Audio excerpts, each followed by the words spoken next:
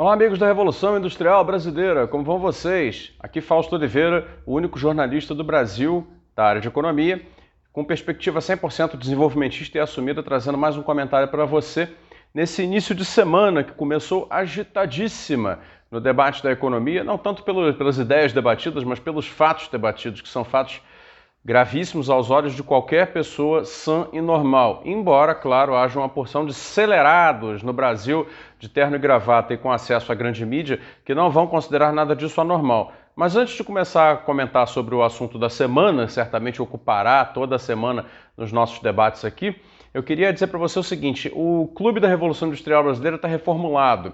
Tem o link aqui embaixo na descrição do vídeo. Eu peço a você que você considere nos apoiar.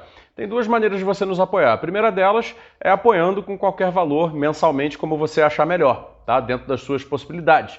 Você pode fazer isso. E a segunda é entrando de fato para o Clube da RIB. Aí tem um determinado valor a partir do qual você entra para o Clube da RIB e recebe acesso a uma série de benefícios exclusivos, coisas muito legais que eu preparo já periodicamente, tem alguns meses, para os membros do Clube da RIB. Aí você, clicando no link aqui na descrição, poderá conhecer esses benefícios.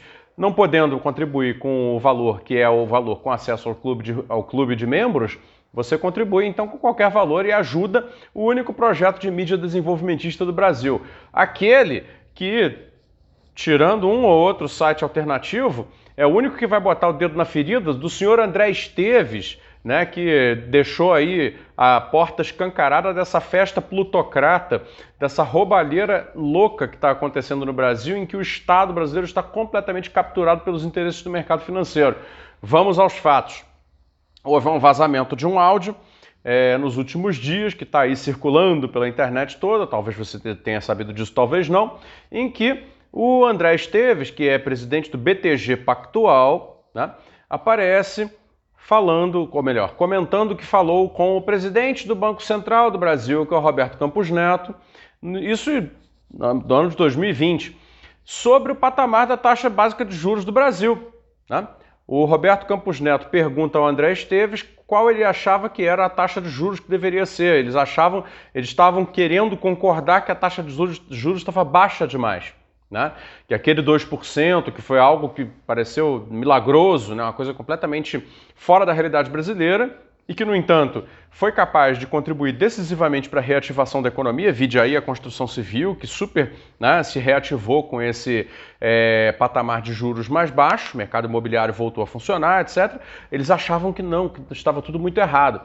Pouco tempo depois dessa conversa, começou o papo da normalização monetária. Foi uma expressão super cínica que o mercado resolveu colocar na mídia, esse conluio, né, que eles têm, para pedir ao Banco Central do Roberto Campos Neto uma alta de juros. Eu mesmo falei disso aqui dezenas de vezes, já desde janeiro de 2021, quando então começaram a sair os artigos assinados pelo Credit Suisse, pelo Bank of America, né, pelo próprio Itaú, pelo Santander, etc., pedindo normalização monetária, ou seja, querendo alta de juros.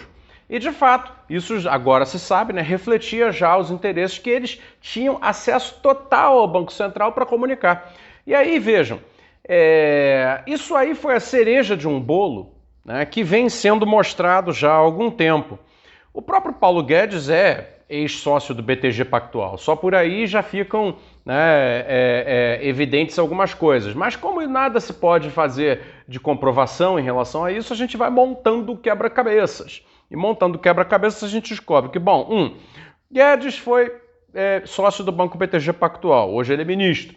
Tem uma conta, né, uma empresa no paraíso fiscal para fazer movimentações sem declaração de imposto fora do país.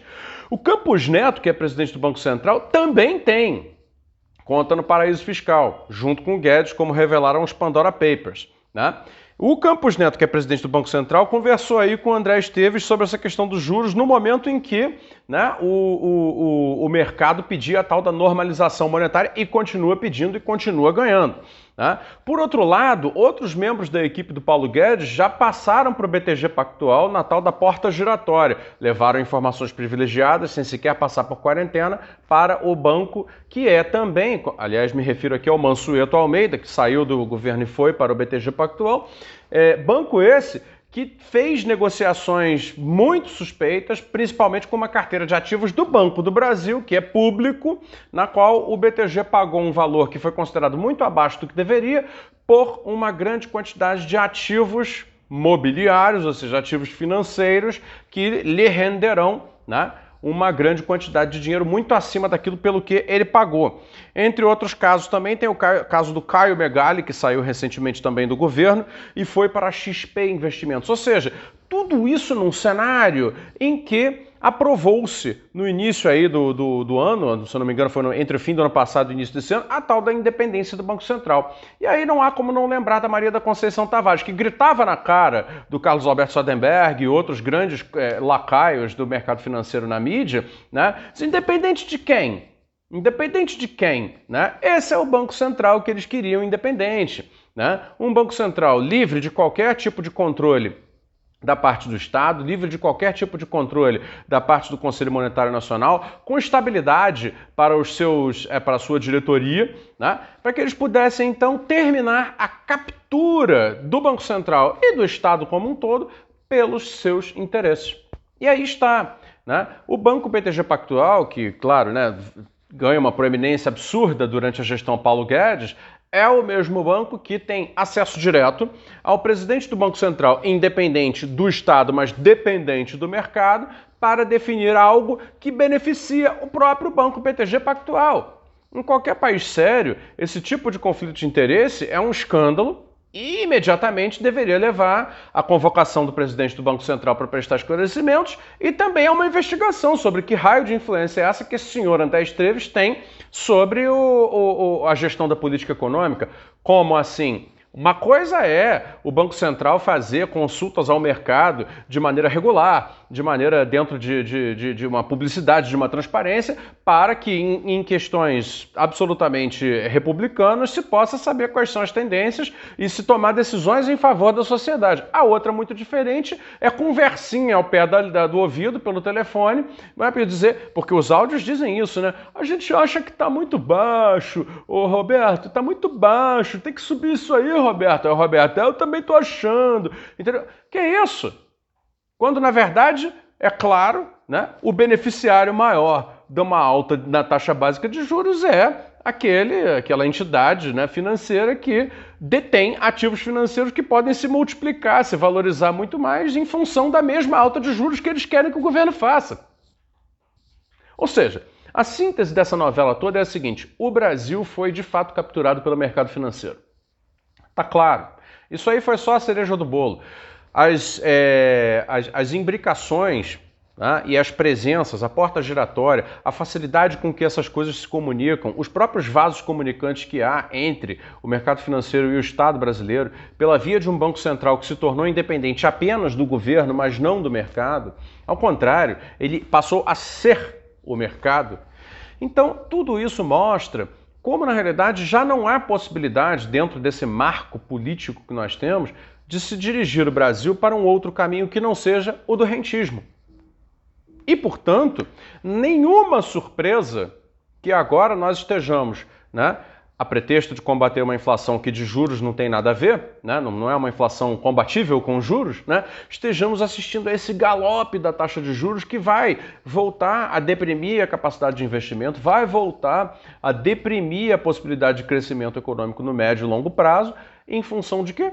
Do interesse de gente como o seu André Esteves, mas também de gente como os caras do Santander, os caras do Credito Suíço, os caras do Itaú, etc, etc, etc, que já estão exigindo do governo todo tipo de ajoelhada no milho em função do fato de que, como afinal de contas, né, a sociedade brasileira, né, não está a fim de morrer, né, aí distribui-se mais uma esmolinha ali de período eleitoral e em função disso, né, já, pumba, projetaram todo o crescimento para baixo e tal, e claro, né, fazem todo o escarcéu da inflação típico, sem distinguir se é inflação de preço administrado, que não tem nada a ver com demanda, etc, etc. Para quê? Para fazer a alta dos juros que faz a festa do rentismo. O país está capturado, pessoal. O país está na mãozinha desses celerados, desses depravados do mercado financeiro que estão governando a economia do país. E é isso que está acontecendo.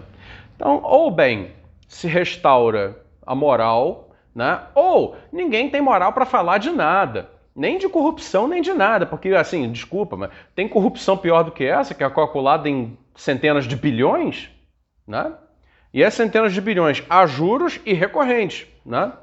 Porque não é uma roubada, né? É uma roubada, é metade do orçamento federal dedicado a rolar dívida pública que só cresce. Ou seja, assim, fica difícil você tentar defender legitimidade de austeridade fiscal, etc, etc, quando você tem essa situação. O Brasil está até aqui, né, com a sua própria dívida pública.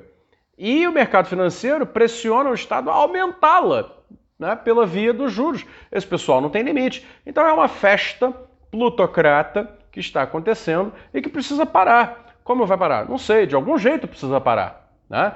Minha sugestão é que o Senado Federal comece a agir, porque nas suas prerrogativas tem direito a chamar o Roberto Campos Neto e mesmo com a autonomia do Banco Central aprovada, né, o Senado Federal tem, diante de grave irregularidade, como é o caso, exigir a demissão do presidente do Banco Central. Então a bola está com o Senado Federal, que faça isso pelo bem da sociedade brasileira. E aí, a partir disso, a gente, quem sabe, pode discutir uma retomada de controle da sociedade sobre os mecanismos que regem a economia, que no fundo é a nossa, não é a da Faria Lima.